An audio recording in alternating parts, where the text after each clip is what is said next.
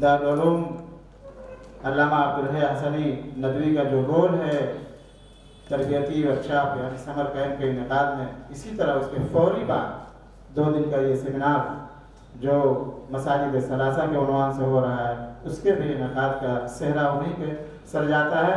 اور جو انہوں نے محنت اور کاوشیں ان کے انعقاد میں کی ہیں، ان کے اساتذہ نے جو دن رات محنت کی ہے اس کے انعقاد میں گزارش کرتا ہوں کہ وہ سب لوگ تشریف لائیں، ہماری طرف سے انہیں شہادہ پیش کیا جائے گا۔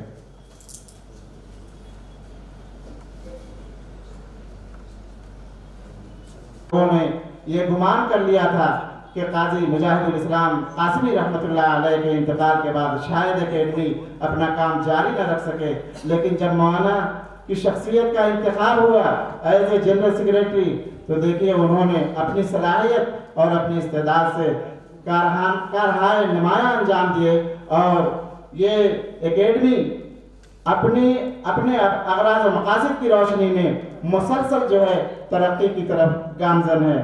اسی طرح مولانا المعہد العالی الاسلامی حیدرآباد جس کے بانی ہیں اور ناظم ہیں، وہاں ریسرچ کے کام ہوتے ہیں، اور الحمدللہ کئی سو جو ہے میں سمجھتا ہوں جس طرح یونیورسٹی میں پی ایچ ڈیاں کی جاتی ہیں، اسی طرح مولانا کی نگرانی میں کئی سو پی ایچ ڈیاں کی گئی ہیں، اور سب الحمدللہ شائع ہو چکی ہیں، اور کچھ باقی بھی ہیں مسودات کی شکل میں، انشاءاللہ وہ بھی شائع ہوں گی۔ پھر دنیا نے دیکھا کہ خود ان کی تحریر جو زبان شیریں رکھتے ہیں، اسی طرح تحریر میں بھی مٹھاس ہے، اور لوگوں نے دیکھا ہے، پڑھا ہے، پرکھا بھی، اور جو کتابیں ان کی نگرانی میں شائع ہو رہی ہیں اس سے بھی لوگ بھرپور مکمل طور پر استفادہ کر رہے ہیں۔ مختلف عنوانات، خاص طور سے جدید مسائل کے تعلق سے جو بھی عنوانات یا جو بھی موضوعات سامنے آ رہے ہیں، مولانا نے اس پر جو ہے اپنے طلبہ سے سمجھیے صرف مقالہ ہی نہیں لکھوایا بلکہ وہ پی ایچ ڈی کی حیثیت رکھتی ہے۔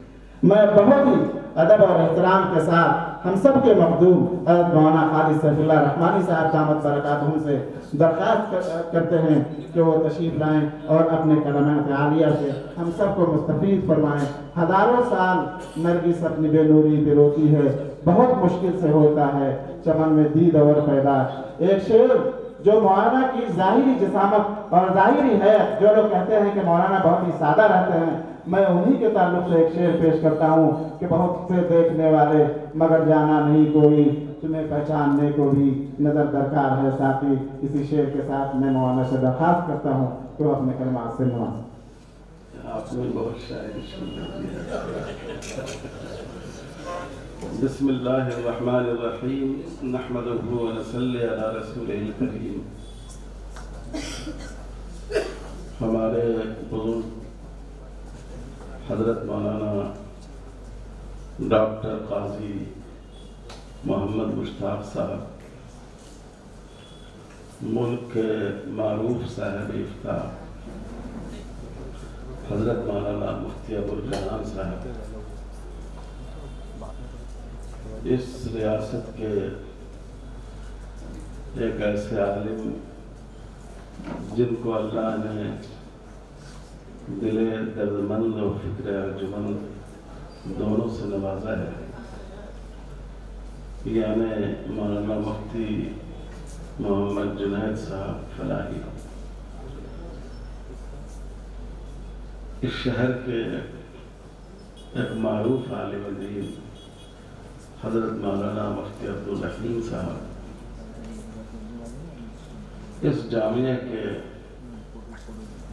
اساتذہ کرام جن کی علمی جدوجہد نے مجھے بہت متاثر کیا، اس ادارے کے ناظم عالی مقام مولانا محمد معاذ صاحب، جن کی عمر تو زیادہ نہیں ہے لیکن ماشاءاللہ عمل کا جوہر وہ رکھتے ہیں، اور اس صوبے کے مختلف علاقوں سے آئے ہوئے حضرات علماء کرام،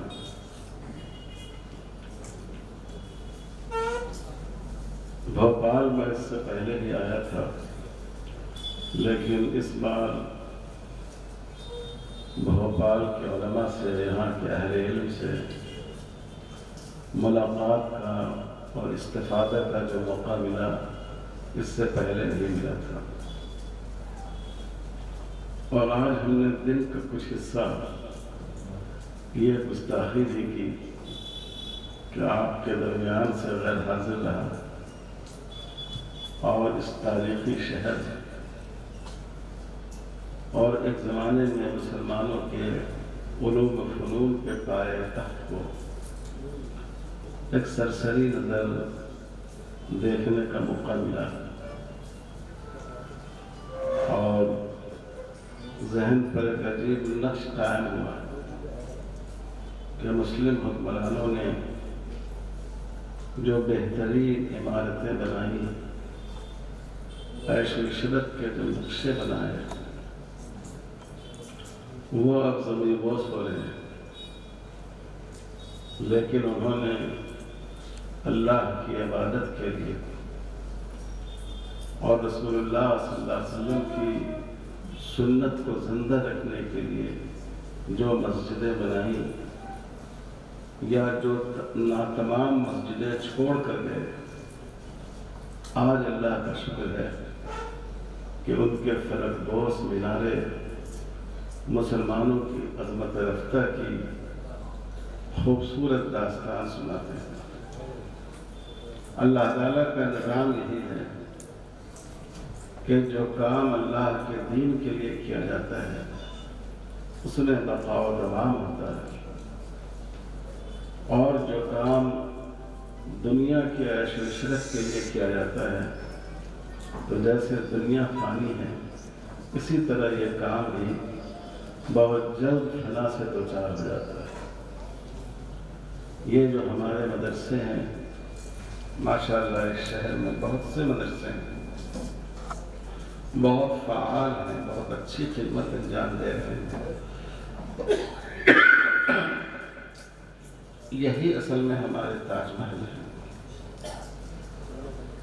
ہمارے مستقبل کی پہچان انہی اداروں سے ہو رہی ہے اور انشاءاللہ ہوتی رہے گی۔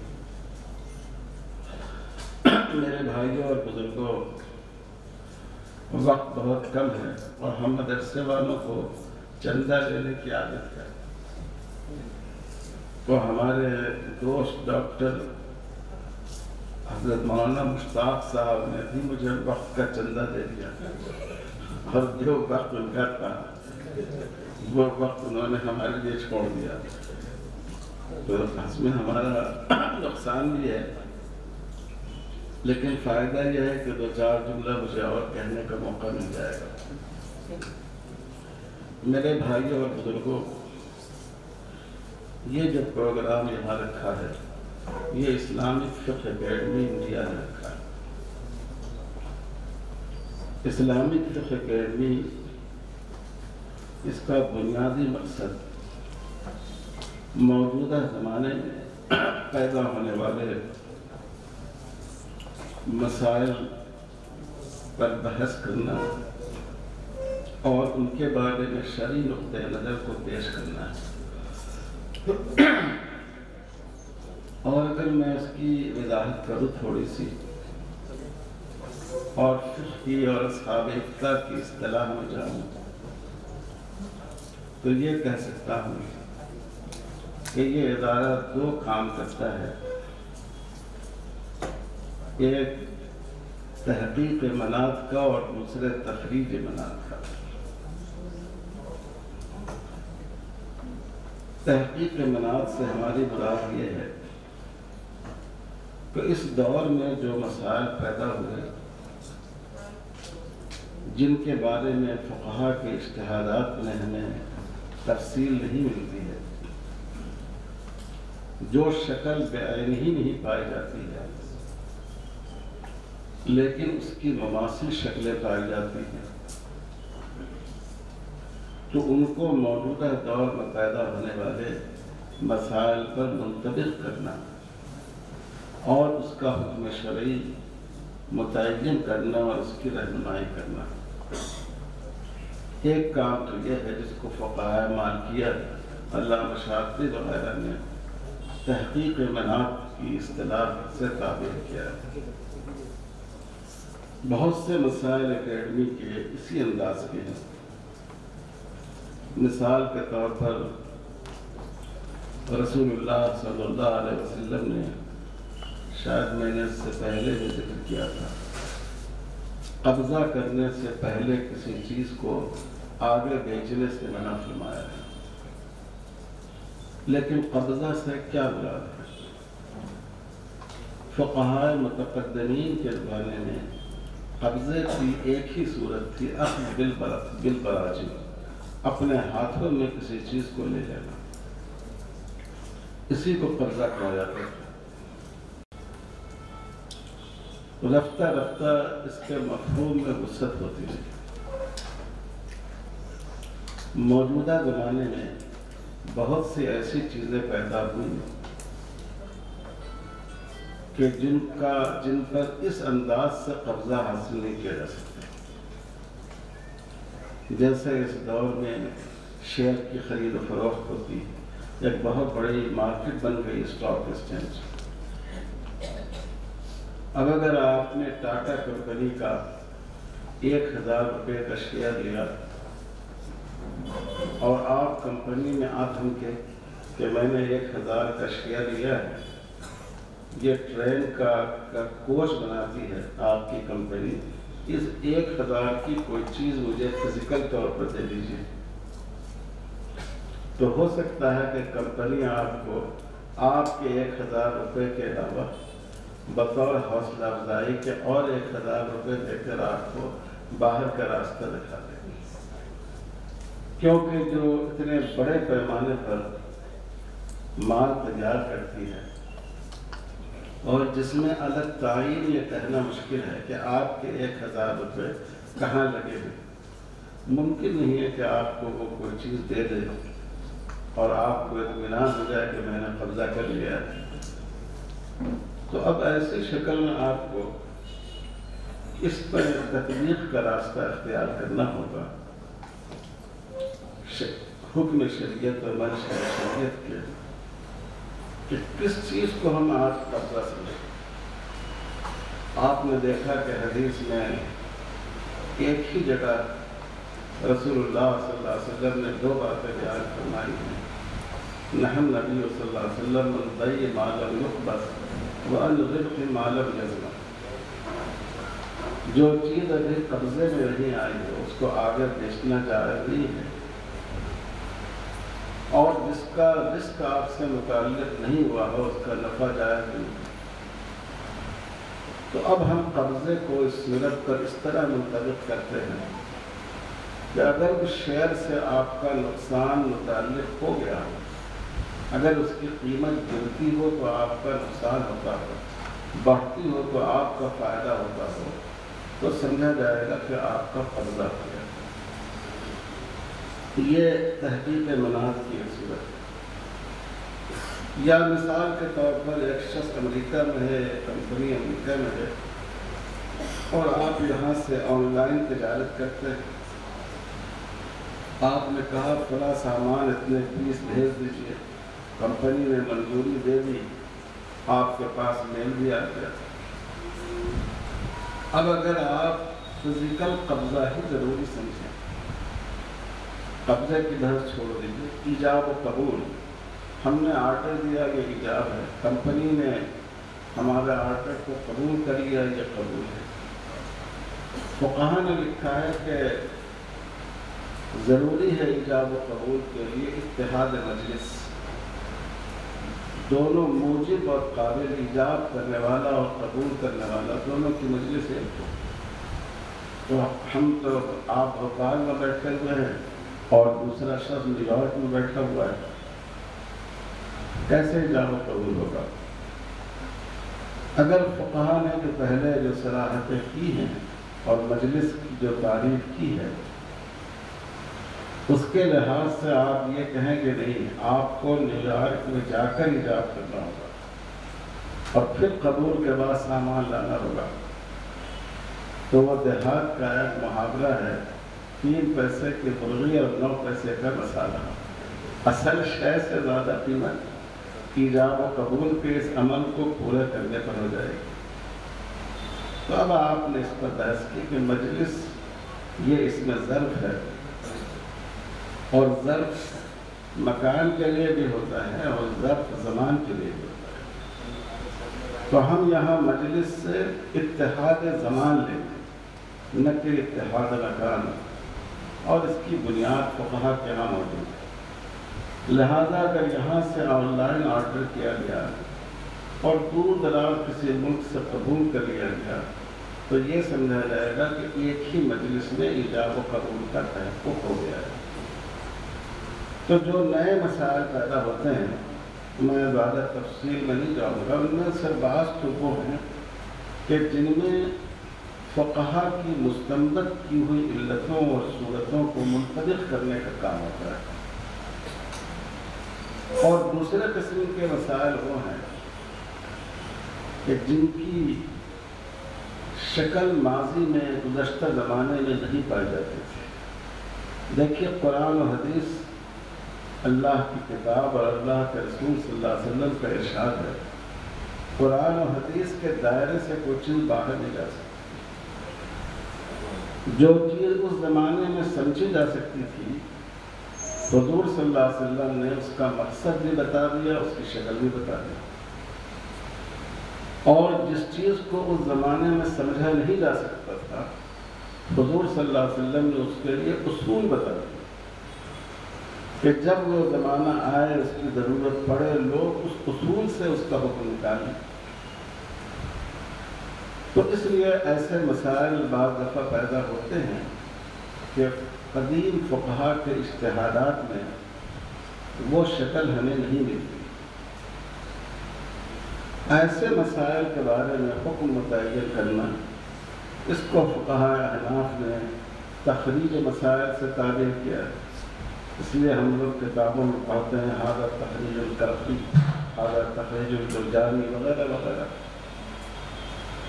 تو بہت سے نئے مسائل وہ ہیں جن کو آپ کہہ سکتے ہیں کہ وہ تخریج کے قبیل سے۔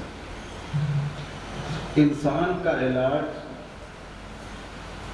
علاج کے لیے جو اجزاء استعمال کیے جاتے ہیں وہ جمادات بھی، چاندی کے سفور سے علاج ہوتا تھا، سونے کے اولاد سے علاج ہوتا تھا، ان میں نباتات کی بڑی تعداد ہے، مختلف جڑی بوٹیوں سے علاج ہوتا تھا، حیوانات سے علاج ہوتا تھا، اس کی تفصیل فقہا نے بیان کی۔ لیکن زمانے ماضی میں انسانی اجزاء سے علاج کا کوئی تصور نہیں تھا، ٹیکنالوجی یہاں تک نہیں پہنچی تھی۔ آج کے دور میں بعض علاج ایسا بھی ہے جس میں انسان انسانی اجزاء سے فائدہ اٹھا سکتا ہے۔ جیسے کسی شخص کا گردہ خراب ہو گیا، دونوں گردے خراب ہو گئے، اس کے والد کے دونوں گردے اچھے ہیں، باپ نے کہا کہ میں ایک گردہ اپنے بیٹے کے لیے دے دیتا ہوں تاکہ اس کی زندگی دراز ہو جائے۔ تو آج یہ بات ممکن ہو گئی ہے کہ ایک انسان کا گردہ دوسرے انسان کے جسم میں منتقل کیا جائے، اس کے بغیر کہ دینے والے کو کوئی بڑا نقصان ہے۔ اب یہ سوال پیدا ہوا کہ کیا یہ شکل جائز ہوگی، عضو کی پیروکاری جائز ہوگی؟ اس کا جو حکم آپ متعین کریں گے وہ تخریج مسائل کے قبیل ایک نئی صورت ہے جو پچھلے ادوار میں نہیں تھی، لیکن موجودہ دور میں یہ صورت ہے، اور اس میں یہ ذوالجہتین ہے۔ شریعت کے اصول کے اعتبار سے دیکھیں تو ایک اعتبار سے اس کو جائز ہونا چاہیے کیونکہ یہ ایثار ہے، اسی لیے ہم خون کا عطیہ جائز قرار دیتے ہیں۔ اور ایک پہلو یہ ہے کہ اس میں انسانی جسم کا جو استعمال ہو رہا ہے گویا ایک طرح سے انسان کی توہین ہے، اس پہلو سے اس کو ناجائز ہونا چاہیے۔ تو اب علماء کا کام ہے کہ وہ ان دو جہتوں میں سے کسی ایک جہت کو ترجیح دے کر اس کا حکم متعین کرے۔ یا جیسے میں ایک مثال اور دے دوں، ٹیسٹ ٹیوب سے بچے کی تولید ہے، پہلے زمانے میں ایسی کوئی شکل ایجاد نہیں ہوئی تھی کہ مرد کے، شوہر کے اور بیوی کے جو اجزاء تولیدی ہوتے ہیں، جرثومہ اور بیضہ، اس کو کسی اور جگہ برابر کیا جائے اور پھر عورت کے جسم میں پہنچا دیا جائے، یہ شکل وجود میں نہیں آئی تھی۔ لیکن اب اس دور میں یہ بات ممکن ہو گئی ہے کہ عورت کے رحم میں جتنی حرارت ہوتی ہے اتنا ہی گرم ٹیوب میں اگر محفوظ کر لیا جائے مرد کے جرثومے کو اور اس عورت کے بیضے کو، تو وہ برابر ہو جاتا ہے اور پھر وہ عورت کے جسم میں منتقل کر دیا جائے تو ہر انسان کے دل میں صاحب اولاد ہونے کی تمنا ہوتی ہے، اور یہ کوئی بری تمنا نہیں ہے۔ ہم دیکھتے ہیں کہ اللہ کے پیغمبروں نے اللہ تعالیٰ سے دعا کی بڑھاپے میں اولاد کے لیے، اور اللہ تعالیٰ نے ان کی دعا قبول فرمائی۔ تو اب کیا اس کا استعمال جائز ہوگا یا نہیں ہوگا؟ یہ ایک نئی شکل ہے، اس پر حکم شرعی کو منطبق کرنا ہے۔ ایک پہلو یہ ہے کہ نیچرل اور فطری طریقے سے ہٹا ہوا یہ طریقہ۔ دوسرا پہلو یہ ہے کہ اس میں کسی اجنبی مرد اور اجنبی عورت کا مادہ استعمال بھی کیا گیا ہے۔ جو صورت حرام ہے اس میں یہ ہے کہ کسی عورت کے ساتھ یا کسی مرد کے ساتھ اجنبی کو استعمال کیا گیا ہے، تو اس پہلو پر تقاضا ہے کہ جائز ہے۔ تو اب اس پر حکم شرعی کو منطبق کیا جائے کہ یہ شکل جائز ہوگی یا ناجائز، تو یہ تخریج مسائل کی شکل کہ ایک تو یہ ہے کہ فقہا کی مستنبط کی ہوئی علتیں پہلے سے موجود ہیں، ان کو منطبق کرنا ہے، اور دوسری شکل یہ ہے کہ جن نوازل کے بارے میں یا ان کے مماثل مسائل اور اجتہادات پہلے سے موجود نہیں ہیں اس کو حل کرنا، اس کے بارے میں حکم شرعی کو متعین کرنا۔ اور جب ہم حضور صلی اللہ علیہ وسلم پر ختم نبوت کا ایمان رکھتے ہیں، یہ ہمارے ایمان کا جز ہے، تو ہمیں اس بات کو ثابت کرنا ہوگا کہ زندگی میں پیش آنے والا کوئی مسئلہ ایسا نہیں ہے کہ جو اصولی طور پر یا جزیات کی صراحت کے ساتھ شریعت میں موجود نہیں۔ تو اس لیے یہ مسائل اسلامک فقہ اکیڈمی کا اصل جو بنیادی مقصد تھا وہ نئے مسائل کو اسی طرح سے حل کرنا، اس کو موجودہ زمانے کے حالات کے اعتبار سے بدلی ہوئی شکل میں منتقل کرنا۔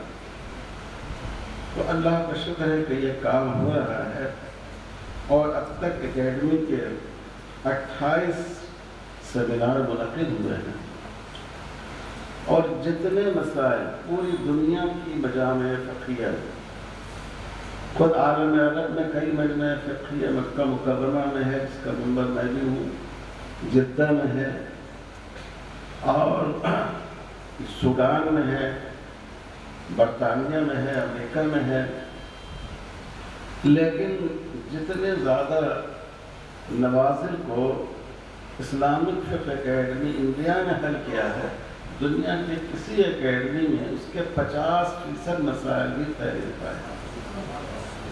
تو یہ بہت تمام اہل ہند کے لیے عزت کی بات ہے، اور یہ اصل میں ہمارے بزرگوں کا ورثہ ہے۔ ہم اپنے بزرگوں میں دیکھیں، اس وقت میں حکیم الامت حضرت مولانا اشرف علی تھانوی رحمۃ اللہ علیہ نے بہت سے نوازل پر بات کی، اور اسلامک فقہ اکیڈمی کا قیام تو بعد میں عمل میں آیا۔ حضرت مولانا سید ابو الحسن علی ندوی رحمۃ اللہ علیہ نے اس سے بھی پہلے مجلس تحقیقات شرعیہ ندوہ میں قائم فرمائی، لیکن ہوتا یہ ہے کہ جو ادارہ بڑا ادارہ ہوتا ہے، جس کے کام پھیلے ہوئے ہوتے ہیں، اس میں کسی ایک جہت پر زیادہ توجہ دینا دشوار ہو جاتا ہے۔ اسی لیے مجلس تحقیقات شرعیہ کے کام میں کیونکہ ندوے کا ایک وسیع الجہاد کام ہے، اس پر اتنی زیادہ توجہ نہیں ہو سکی، اور حضرت مولانا قاضی اسلام صاحب رحمۃ اللہ علیہ نے خاص اسی مقصد کے لیے اس ادارے کو قائم فرمایا، اور اس کے اولین سرپرستوں میں حضرت مولانا سید ابوالحسن علی ندوی رحمۃ اللہ علیہ۔ تو یہ تو اس کا بنیادی کام ہے۔ دوسرا کام جس کو اکیڈمی بہت زیادہ اہمیت دیتی ہے وہ ہے دفاع اسلام کا کام۔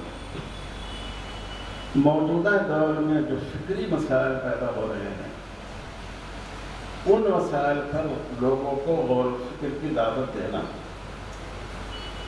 اور ماشاءاللہ اس نسبت سے بھی اچھے خاصے پروگرام اکیڈمی کے ہوئے، انہی میں سے آج یہ پروگرام بھی آپ جہاں یہ دو پروگرام ہوئے۔ اس کا مقصد یہ ہے کہ جو نئے مسائل اٹھ رہے ہیں چاہے وہ فقہی نوعیت کے نہیں ہوں، ان کے بارے میں علماء کے اندر سوچ پیدا کرنا، مطالعہ کا جذبہ پیدا کرنا، ان سے لکھوانا اور اس کو دنیا کے سامنے پیش کرنا۔ تو یہ بھی کام اس کام سے کم اہم نہیں۔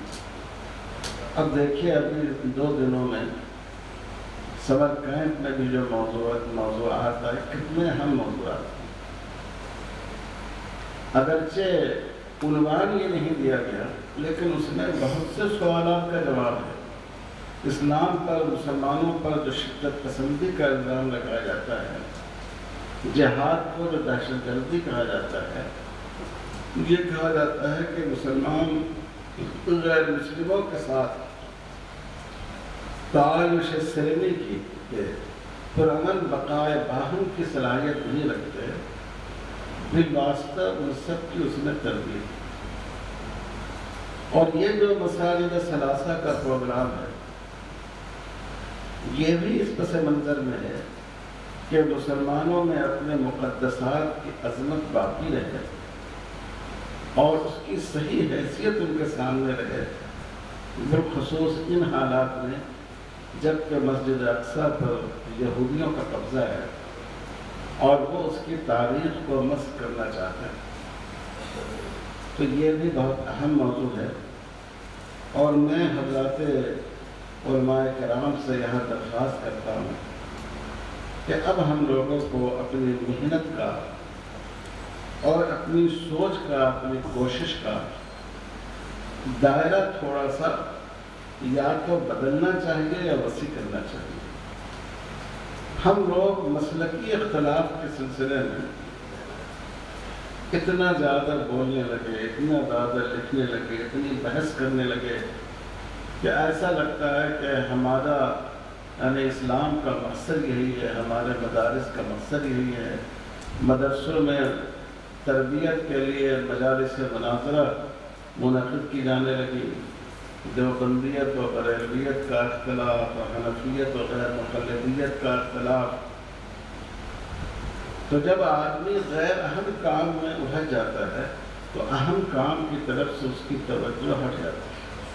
دیکھیے جو کچھ ہمارے علماء نے پہلے لکھ دیا، علماء دیوبند نے فکر دیوبند کی ترجمانی میں جو کچھ لکھا، علماء بریلی نے اس فکر کی ترجمانی میں جو لکھا، فقہائے احناف نے اپنے مسلک کے دلائل پر جتنی گفتگو کی، یا غیر مقلد حضرات نے اپنی فکر پر جو گفتگو کی، آج ہم اور آپ اس میں کوئی اضافہ نہیں کر سکتے۔ ایسا نہیں ہے کہ کوئی دلیل ہم نے بڑھا دی کہ پہلے لوگوں نے نہیں بیان کی۔ اب یہ سارے مباحث مفروغ عنہ ہیں، اس سے لوگ فارغ ہو چکے ہیں، تو ہمیں واقف ضرور ہونا چاہیے اس کی حقیقت سے، لیکن ہم کو اس کو اپنے مطالعے کا، لکھنے کا، کوششوں کا مقصود اور بہرم نہیں بنا لینا چاہیے۔ ہمیں کیا کرنا چاہیے؟ ہمارا اصل مقصد مسلک کا دفاع نہیں ہے، دین کا دفاع ہے۔ دین کے دفاع پر ہمیں متوجہ ہونا چاہیے۔ دیکھیے ہندوستان میں 3 ایسی شخصیتیں گزری ہیں جو مدارس اسلامیہ کے گویا مؤسس تھے۔ حجت الاسلام حضرت مولانا محمد قاسم نانوتوی رحمۃ اللہ علیہ دیوبند کے بانی، ندوۃ العلماء کے بانی حضرت مولانا سید محمد علی بنگہی رحمۃ اللہ علیہ، اور جنوب کے مدارس کے بانی حضرت مولانا رحمۃ اللہ کراموی رحمۃ اللہ علیہ، ان کے شاگردوں کے ذریعے جنوب میں مدارس کا قیام میں آیا۔ اگر کوئی آدمی آپ سے پوچھے کہ حضرت نانوتوی نے زندگی میں سب سے زیادہ کس کام پر توجہ دی، تو ہم اور آپ کیا جواب دیں گے؟ حضرت نانوتوی نے سب سے زیادہ اس زمانے میں جو آریہ سماجی فتنہ تھا، ہندو احیاء پسندی کا فتنہ تھا، اور ایسا لگتا تھا کہ یہ مغربی یو پی کا پورا علاقہ پنجاب تک، مغربی سرحدوں تک یہ اسلام سے مرتد ہو جائے گا، ان کے خلاف حضرت نانوتوی رحمۃ اللہ علیہ نے محنت، شاہ جہاں پور میں جا کر وہاں تقریریں کی، مناظرے کیے، اور پھر اسی راہ کو علماء دیوبند نے اسی راہ پر اپنا قدم آگے بڑھایا۔ علامہ نور شاہ کشمیری رحمۃ اللہ علیہ نے، آپ جانتے ہیں کہ جو سب سے اہم کام کیا وہ رد قادیانیت کا، بلکہ یہ فکر ان پر اتنی زیادہ حاوی ہو گئی تھی کہ ان کو ایسا لگتا تھا کہ اس سے پہلے جن کاموں میں ہم نے وقت لگایا وہ اپنے تواضع میں کہتے تھے کہ ہم نے وہ وقت ضائع کیا۔ پھر آپ آ گئے حضرت مولانا بنگہی رحمۃ اللہ علیہ نے پوری زندگی رد عیسائیت اور رد قادیانیت کا کام کیا، اور مذہبے کے جو اکابر فضلہ تھے، اساتذہ تھے، علامہ شبلی نعمانی، اور اس کے سب سے بڑے فرزند جن کے بارے میں مولانا علی میاں رحمۃ اللہ علیہ نے فرمایا کہ اگر ندوہ صرف سید سلیمان ندوی کو پیدا کرتا لکفاہ فخرا، تو ان حضرات نے پوری زندگی جو کام کیا وہ مستشرقین کے طرف، اس دور میں مغرب کے طرف سے جو سوالات اٹھائے جاتے تھے ان کا انہوں نے انہی کے اسلوب میں، انہی کے طرز استدلال میں جواب دیا۔ میں سمجھتا ہوں ہندوستان میں مستشرقین کے اسلوب کو اختیار کر کے ان کے رد کا کام سب سے پہلے علامہ شبلی اور سیدی صاحب نے کیا، اور اس کی اہمیت اس لیے ہے کہ سر سید نے جو جواب دینے کی کوشش کی تو وہ بجائے ان کا رد کرنے کے ایک طرح سے مداہنت کی راہ پر پڑ گئے۔ تو ان حضرات نے پورے ایمانی قوت کے ساتھ اس کا رد فرمایا۔ حضرت مولانا رحمۃ اللہ کراموی رحمۃ اللہ علیہ کا سب سے بڑا کارنامہ اظہار الحق ہے رد عیسائیت میں، کہ آج تک علم کی تاریخ میں رد عیسائیت پر اس سے بہتر کوئی کتاب نہیں لکھی ہوئی۔ احمد دیدات ہوں یا ڈاکٹر ذاکر نائک ہوں، سب کے سب نے اسی کتاب سے کسب فیض کیا، اور جب اس کتاب کا انگریزی ترجمہ ہوا تو برطانیہ کے سینسر بورڈ نے کہا کہ مذہبی بنیادوں پر اگر کسی کتاب پر پابندی لگانے کی قانونی اجازت ہوتی تو یہ کتاب اس لائق ہے اس کو بینڈ کیا جاتا، کیونکہ یہ کتاب جو عیسائی کھلے دل سے اس کو پڑھ لے گا وہ عیسائیت کو خدا حافظ کہہ گا۔ اس سے کیا بات معلوم ہوئی؟ اس سے یہ بات معلوم ہوئی کہ جو ہمارے بزرگ تھے، ہمارے سلف تھے، ان اداروں کے بانیان تھے، ان کے ذہن میں اصل میں دین کا تحفظ تھا، اسلام کی ترجمانی تھی، اور مسلک ایک ظاہری چیز ہوتی ہے، لیکن ہم نے جو چیزیں دوسرے درجے میں تھیں ان کو ہم نے اپنا مقصد بنا لیا۔ لکھنا ہے تو اس پر بحث کرنا ہے، تو اس پر تقریریں کرنا ہے، تو اس پر، تو اس کا نتیجہ یہ ہوا کہ آپ دیکھیے اس وقت میڈیا میں، ذرائع ابلاغ میں کتنا زیادہ اسلام پر حملہ کیا جا رہا ہے۔ جتنے مستشرقین کے ہاں جتنی گندگی جمع ہوئی تھی ان سب کو سنگ پریوار کے جو ان کے اسکالرس ہیں وہ لے کر آ گئے۔ تو ان حالات میں میں آپ حضرات سے اگر کوئی بات گستاخی کی ہو تو معاف کیجیے، بہت زیادہ ضرورت ہے کہ ہم اپنی سوچ کے منہج کو بدلیں۔ ہم اپنے محنت کی جد و جہد کے رخ کو تبدیل کریں. اور خود ہمارے ملک میں ہندوستان میں آپ دیکھیے کتنے سوالات اٹھ رہے ہیں. جو لوگ میڈیا پر جاتے ہیں یا تو وہ اسلام سے واقف نہیں ہوتے تو بے محل جواب دے کے آ جاتے ہیں، یا اسلام سے واقف ہوتے ہیں تو وہ ان کی باتوں سے واقف نہیں ہوتے. اور جو کوئی بھی فوج اگر وہ اپنے ہتھیار سے واقف ہو اور اپنے دشمن کے ہتھیار سے واقف نہیں ہو تو وہ میدان جنگ میں فتح یاب نہیں ہو سکتی. آج اس بات کی ضرورت ہے کہ ہمارے علماء، ہمارے نوجوان فضلاء، جو ہمارے نوجوان فضلاء ہیں، ان کے لیے بھی موقع ہے کہ آپ اس سمت میں محنت کیجیے، آپ اس جہد سے کوشش کیجیے اور اسلام کے سپاہی بن کر کھڑے ہوئیے، حضور صلی اللہ علیہ وسلم کے سپاہی بن کر کھڑے ہوئیے اور اس دین کی جو فکری الغار ہے اس سے حفاظت کرنے کی کوشش کیجیے. اہل سیاست کے ذریعے ملت کی خدمت کریں گے، اہل دولت کے ذریعے ملت کی خدمت کریں گے، لیکن علماء کا کام یہ ہے کہ وہ اپنی فکر کی قوت سے دین کی خدمت کریں. رسول اللہ صلی اللہ علیہ وسلم نے ارشاد فرمایا کہ شہداء کا خون اور علماء کے قلم کی روشنائی، یہ دونوں قیامت کے دن ہم بدل ہوں گے. کیوں ہم بدل ہوں گے؟ شہید تو بیچارہ اتنی تکلیف اٹھاتا ہے، رگ گلو کا آخری قطرہ نثار کر دیتا ہے، اس لیے کہ شہید مملکت اسلامی کی زمینی سرحدوں کی حفاظت کرتا ہے اور عالم دین مملکت اسلامی کی فکری سرحدوں کی حفاظت کرتا ہے. اور فکری سرحدوں کی حفاظت کی اہمیت زمینی سرحدوں کی حفاظت سے بڑھ کر ہے. زمین کے تو جغرافیہ بدلتے رہتے ہیں. ہم لوگوں نے اپنی اس چھوٹی سی زندگی میں کئی نئے ملکوں کو پیدا ہوتے ہوئے دیکھ لیا، لیکن اگر فکری سرحد تبدیل ہو جائے تو اس سے مذہب کا حقیقی وجود ختم ہو جاتا ہے، جس کی مثال عیسائیت ہے.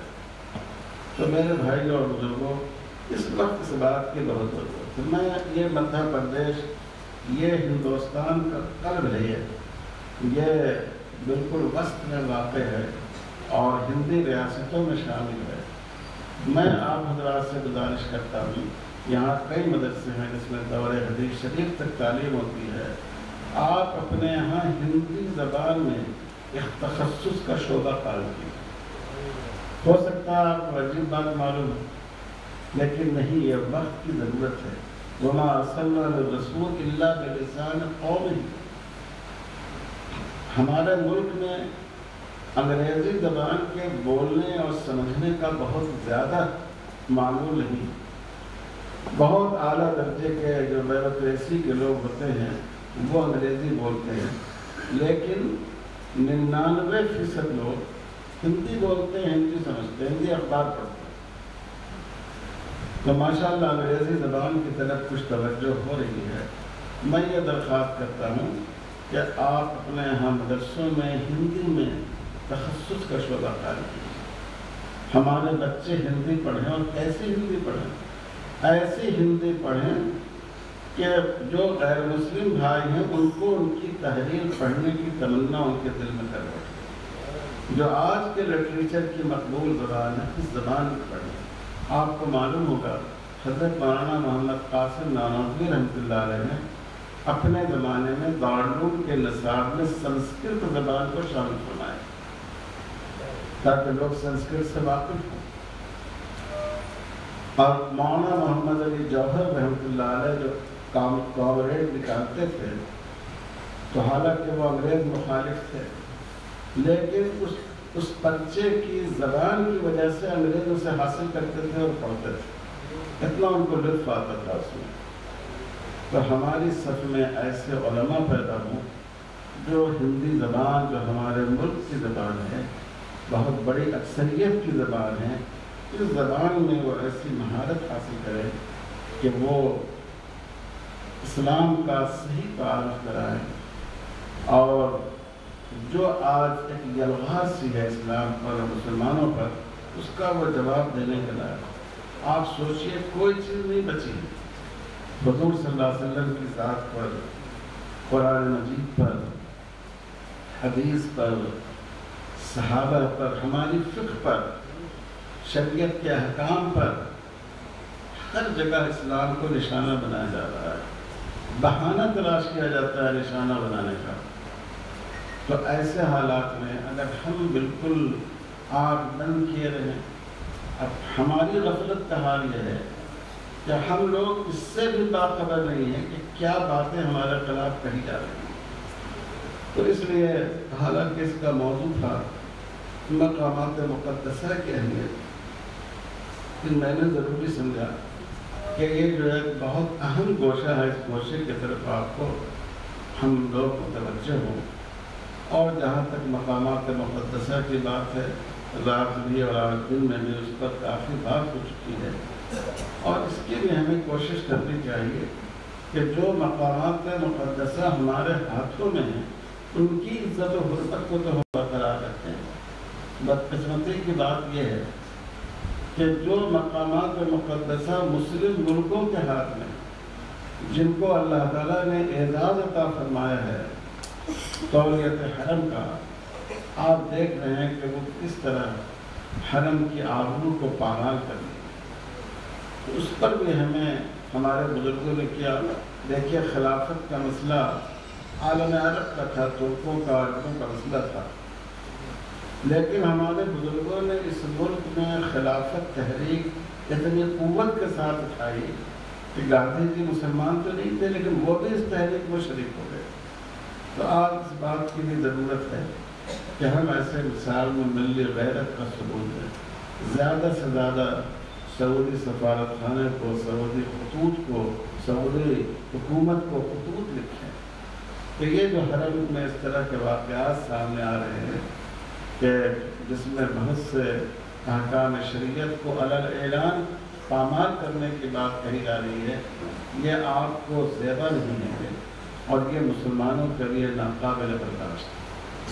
بہرحال میں اپنی طرف سے، اکیڈمی کی طرف سے اور ہمارے ان رفقا کی طرف سے جو اکیڈمی سے یہاں تشریف لائے، آپ حضرات کا، اس مدرسے کا، یہاں کے علماء کا بہت بہت شکریہ ادا کرتے ہیں۔ اور ہم لوگوں کی خواہش تھی کہ اتنے اہم تاریخی شہر میں اکیڈمی کا کوئی پروگرام نہیں ہوا، اس لیے بھوپال میں کوئی پروگرام ہونا چاہیے، اور میں امید رکھتا ہوں انشاءاللہ آئندہ اور بھی پروگرام ہوں گے۔ آپ حضرات کے ذہن میں کوئی تجویز ہو تو آپ وہ تجویز لکھ کر آپ ہمارے یہاں بھیج دیجیے، یا جو ہمارے رفقا ہیں آپ ان کو دے دیجیے۔ ہم لوگ ان تجاویز کو ڈسٹ بین میں نہیں ڈالتے، بلکہ ہمارے ہاں جو بڑی سے بڑی چھوٹی سے چھوٹی تجویز ہوتی ہے ان کو رکھ کر ان کی فہرست بنائی جاتی ہے، اور اس کو جب بھی مشورہ ہوتا ہے، میٹنگیں ہوتی ہیں، تو اس میں سے موضوعات کا انتخاب کر کر کے اس پر پروگرام ہم کرنے کی کوشش کرتے ہیں۔ تو آپ یہ نہ سمجھیے کہ ہمارے اس تجویز کا کیا اثر ہوگا، یہ سدا و صحرا ہو جائے گی، ایسا نہیں ہے۔ انشاءاللہ آپ کے رائے سے ہم لوگ استفادہ کریں گے، فائدہ اٹھائیں گے اور اس کو روح عمل لانے کی کوشش کریں گے۔ وقت بہت ہو گیا ہے اور اتفاق مغرب کیا میں سمجھتا ہوں ادا بھی ہو چکی ہوگی، تو اللہ تعالیٰ اس پروگرام کو خیر کا ذریعہ بنایا۔ سب سے اہم چیز یہ ہوئی، اس کا جو فائدہ ہوا، دیکھیے ماشاءاللہ 25 حضرات نے اس میں مقالات پیش کیے، یا خود پیش کیے یا ان کے مقالات لکھے گئے، پیش کیے گئے، اور اس میں 3-4 آدمیوں کے علاوہ تمام مقالات مدھیہ پردیش کے علماء اور یہاں کے فضلاء کا۔ اس سے معلوم ہوا کہ بہت صلاحیتیں اس خطے میں موجود ہیں، لیکن صلاحیتوں کے ابھرنے کے لیے تحریک کی ضرورت ہوتی ہے۔ زمین کتنی بھی برابر ہو، اگر اس میں بیج نہ ڈالی جائے تو پودا نہیں نکل سکتا۔ تو ہم جو اہل مدارس ہیں ان سے بھی درخواست ہے کہ مدرسوں کے اندر بھی اونچی جماعتوں کے طلباء کے لیے مذاکرہ کا پروگرام رکھنا چاہیے، کہ وہ آپس میں اس طرح مسائل پر بحث کرنے، غور و فکر کرنے کا جذبہ ان میں پیدا ہوگا۔ پہلے زمانے میں مناظرہ ہوتا تھا، ہمارے بزرگوں نے بھی اس کو پسند نہیں کیا، لیکن اس زمانے میں جو مذاکرہ کا پروگرام ہے، جو مثبت انداز میں آدمی اپنی بات کو پیش کرے اور بہتر طریقے پر دوسرے فریق کے احترام کے ساتھ جہاں ضرورت ہو ان کی بات کا رد کرے، تو یہ بہت اچھا طریقہ ہے اور اسلامی اصولوں سے زیادہ ہم آہنگ ہے۔ تو ہمیں مدرسوں میں بھی اس پر توجہ دینی چاہیے۔ ہم لوگ بعض پروگرام خاص طلباء کے لیے بھی رکھتے ہیں، طلباء ہی سے مذاکرہ کرواتے ہیں، انہی کے گروپ پر آتے ہیں، انہی کو موضوع دیتے ہیں، پھر ان سے کہتے ہیں کہ آپ ان کو تجاویز کی شکل میں پیش کیجیے، پھر اس پر بحث کیجیے۔ تو انشاءاللہ ایسا پروگرام بھی رکھیں گے، لیکن جتنے مدارس ہیں، خاص کر جہاں اونچی کتابوں کی تعلیم ہوتی ہے، وہ اپنے طور پر اپنے مدرسوں میں اگر یہ نظام بنائیں تو اس سے طلباء میں خارجی مطالعے کا اور کا جذبہ پیدا ہوگا اور زمانہ آگاہی پیدا ہوگی، اپنے زمانے کے مسائل کا شعور ان کے اندر پیدا ہوگا۔ اللہ تعالی ہم سب کو توفیق عطا فرمائے اور جو بات خیر کی کہی گئی ہے اس پر عمل کی ہمیں توفیق ہو، اور کوئی غلط بات سے نکل گئی ہو تو اللہ اس کے شر سے ہم سب کی حفاظت فرمائے۔ وصلی اللہ علی خیر خلقہ محمد وعلی آلہ وصحبہ اجمعین والحمد للہ رب العالمین۔ بہت بہت شکریہ، اللہ تعالیٰ جزائے خیر ادا فرمائے اللہ تعالیٰ کو اور ان کا سایہ تابع ہم لوگوں پر قائم رکھے۔ بہرحال ہم لوگوں کے ذہنوں میں بھی سوالات آ رہے ہوں گے کہ حضرت سے کچھ نہ کچھ پوچھ لیا جائے۔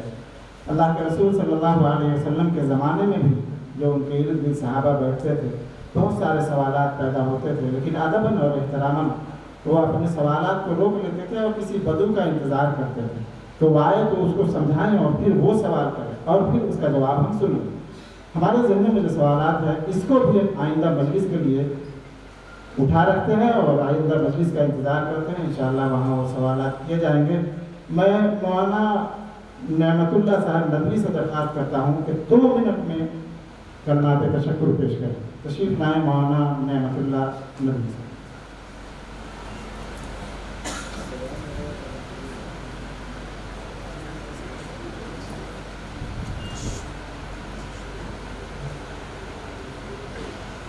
السلام علیکم ورحمۃ اللہ وبرکاتہ۔ انشاءاللہ 2 منٹ میں ہی میں اپنے تشکر کو پیش کر دوں گا۔ سب سے پہلے تو میں دارالعلوم علامہ عبدالحی حسنی ندوی جنسی جہانگیر آباد بھوپال کی طرف سے اسلامک فقہ اکیڈمی کے روح رواں سالار کارواں میر کارواں حضرت مولانا خالد سیف اللہ صاحب رحمانی، اللہ تعالیٰ ان کا سایہ تا ذیل قائم رکھے۔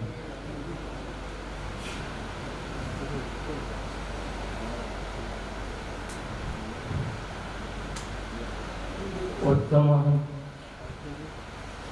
جتنے بھی فقہ کے ذمہ داران ہیں ان کا بھی بہت یہ ادارہ دارالعلوم شکریہ ادا کرتا ہے کہ آپ نے یہاں تشریف لائے۔ آج ہم نے حضرت مولانا کی کوثر و تسلیم سے دھلی ہوئی زبان سنی اور اتنے ٹھنڈے انداز میں، اتنے کول انداز میں، ایسا ٹھہراؤ تھا کہ آپ بولتے ہی چلے جائیں۔ اور آفتاب کی گرمی بھی تھی، مہتاب کی ٹھنڈک بھی تھی آپ کے بیان میں، اور اللہ رب العالمین سے دعا ہے کہ آپ کی نصیحتوں پر انشاءاللہ ہم سب عمل کریں گے۔ وآخر دعوانا ان الحمدللہ رب العالمین۔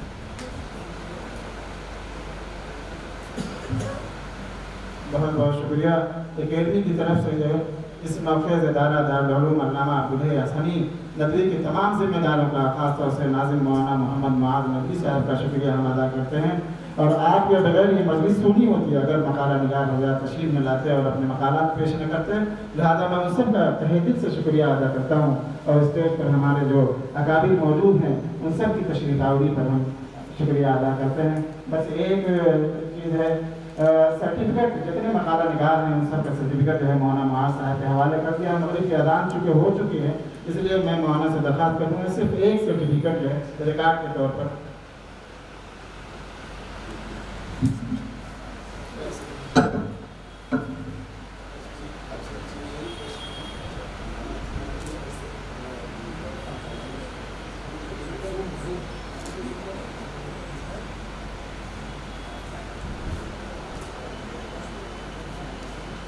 بہت بہت شکریہ. اب میں مہمان خصوصی حضرت مولانا سید مشتاق علی ندوی مدنی صاحب سے درخواست کرتا ہوں کہ مختصر سی دعا پر اس نشست ہے.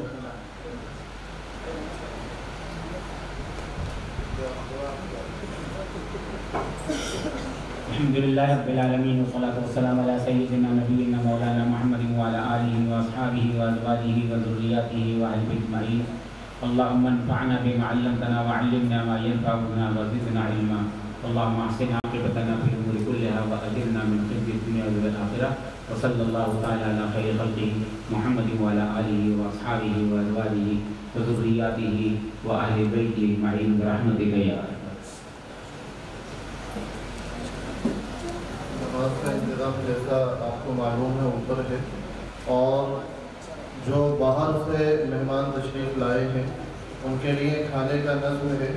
7:30 بجے انشاءاللہ کھانا ہوگا، اور جو مہمان جلدی جانا چاہتے ہیں باہر کے ہمارے مہمان ان کو توشہ پیک کر کے دے دیا جائے گا، اس کا بھی پورا نظم ہے. تو جو باہر کے ہمارے مہمان ہیں ہماری ان سے درخواست ہے کھانا کھائے بغیر نہ جائیں، اور اگر جلدی ہے تو توشے کا نظم ہے اپنا پیکٹ ضرور لے کر جائیں. نماز اوپر ہوگی انشاءاللہ، وضو کا انتظام بھی.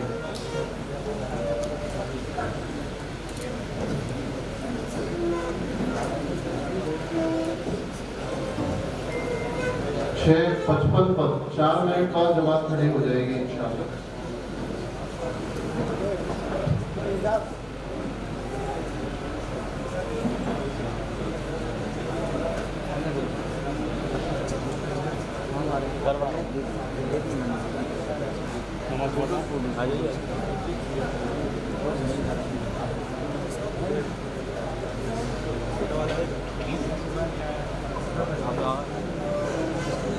نکال لو، چاہیے تو اظہر بھائی نکال لو.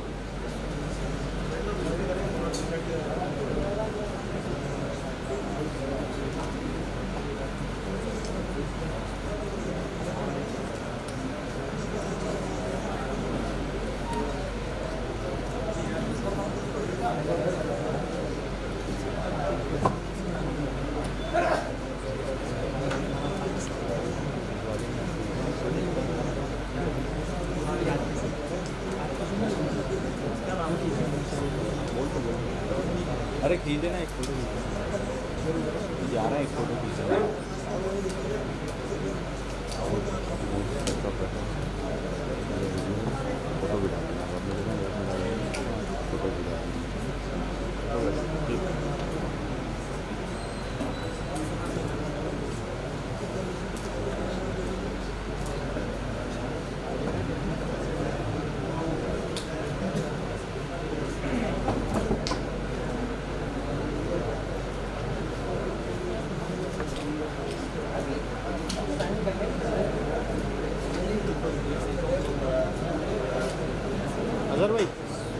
اظہر بھائی